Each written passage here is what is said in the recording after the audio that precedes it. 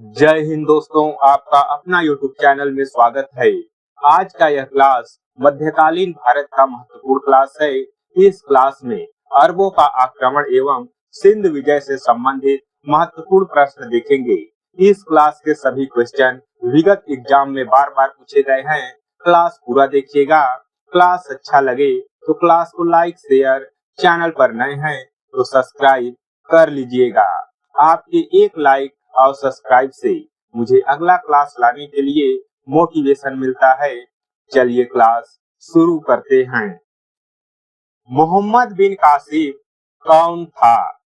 सही आंसर है option A, अरब सेनापति।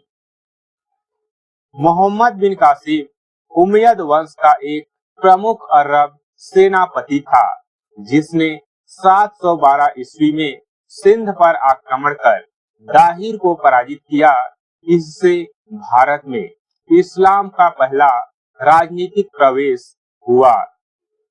महमूद गजनवी का दरबारी इतिहासकार कौन था? सही आंसर है ऑप्शन बी, उतबी।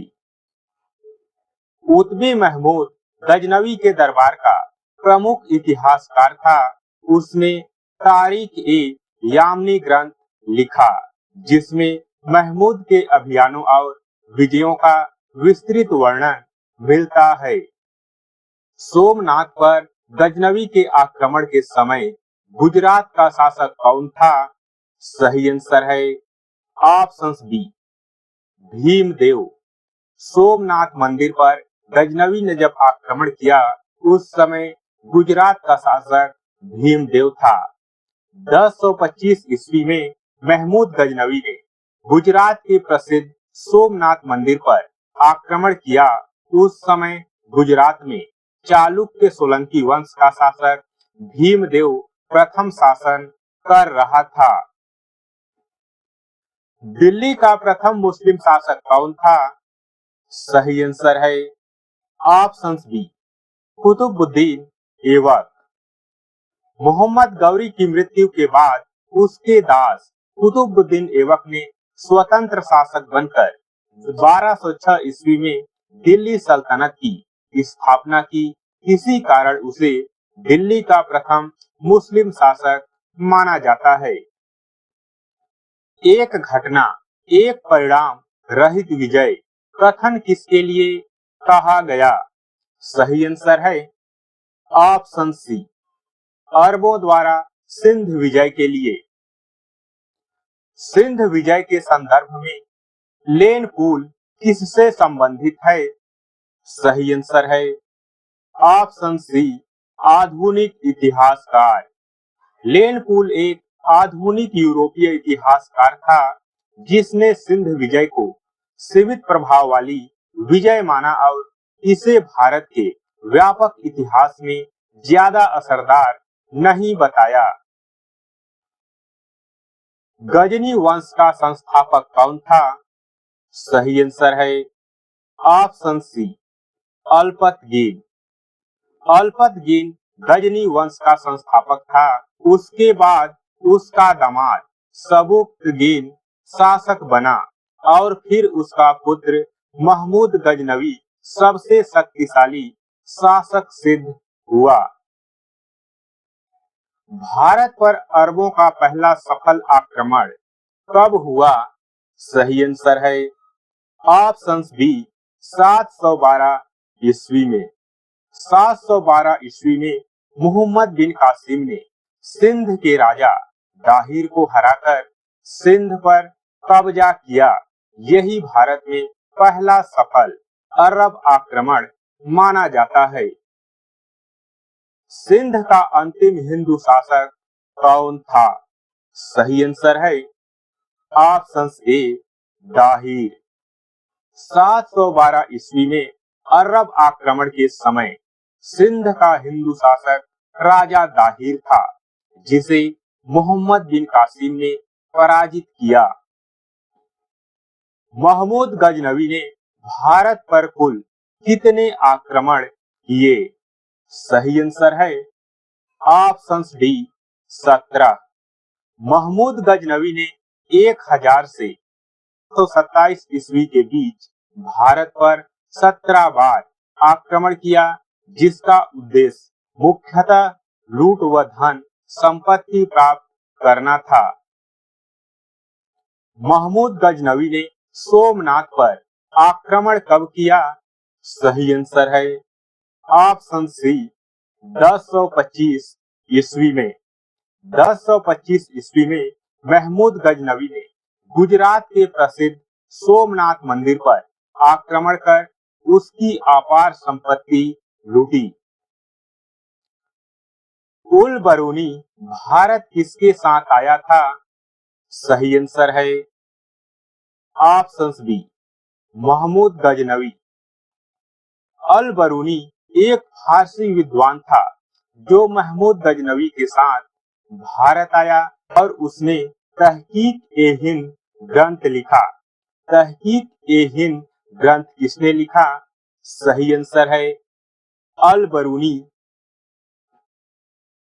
तहकीक-ए-हिंद ग्रंथ किसने लिखा? सही आंसर है ऑप्शन सी अल बरूनी ने। अल बरूनी ने भारत की संस्कृति, समाज, धर्म और रीति रिवाजों का वर्णन तहकीक-ए-हिंद में किया। गजनवी वंश का सबसे शक्तिशाली शासक कौन था? सही आंसर है ऑप्शन सी महमूद।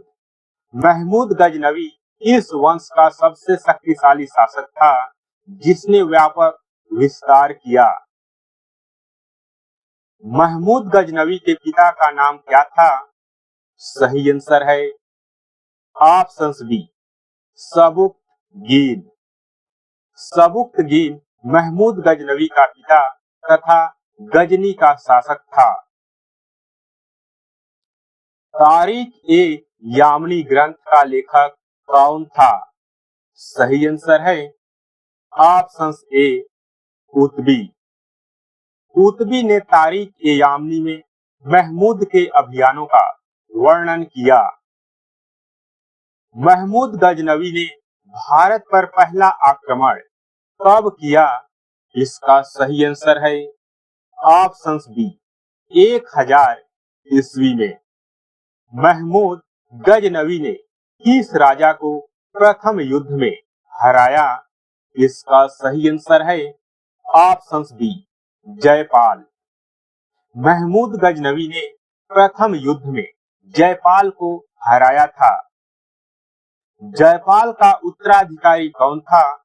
सही आंसर है ऑप्शन बी आनंदपाल। जयपाल के बाद उसका पुत्र आनंदपाल गद्दी पर बैठा। आनंदपाल को किसने हराया? सही आंसर है ऑप्शन ए महमूद ने। महमूद गजनवी ने आनंदपाल को पराजित किया। मोहम्मद गौरी ने भारत पर पहला आक्रमण कब किया था?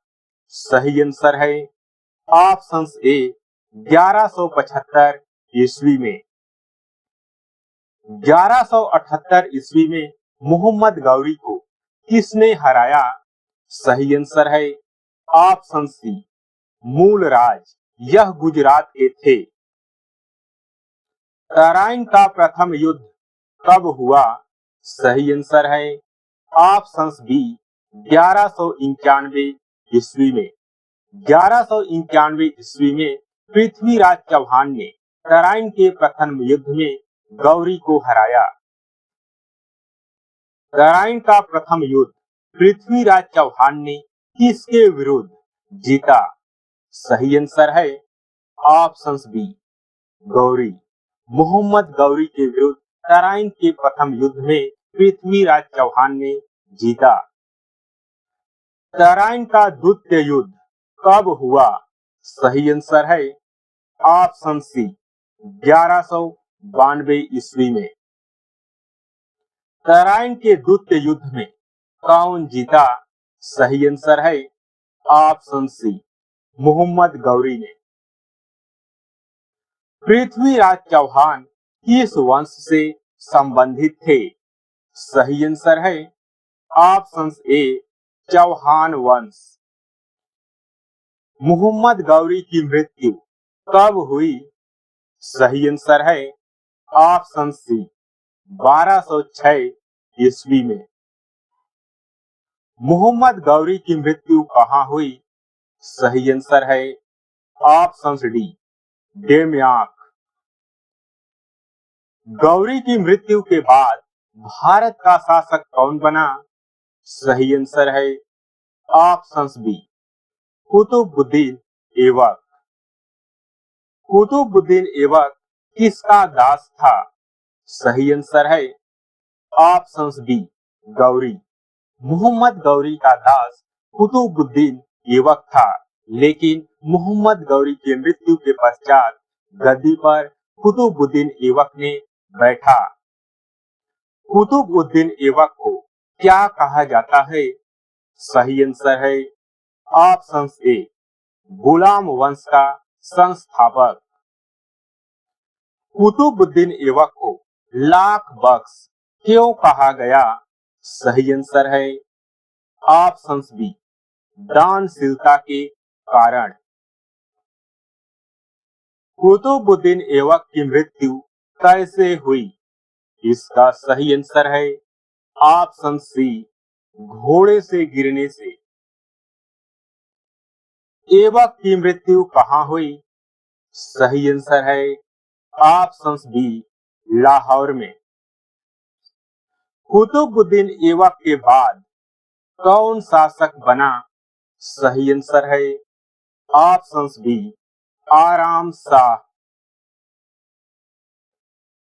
गुलाम वंश का वास्तविक संस्थापक किसे कहा जाता है?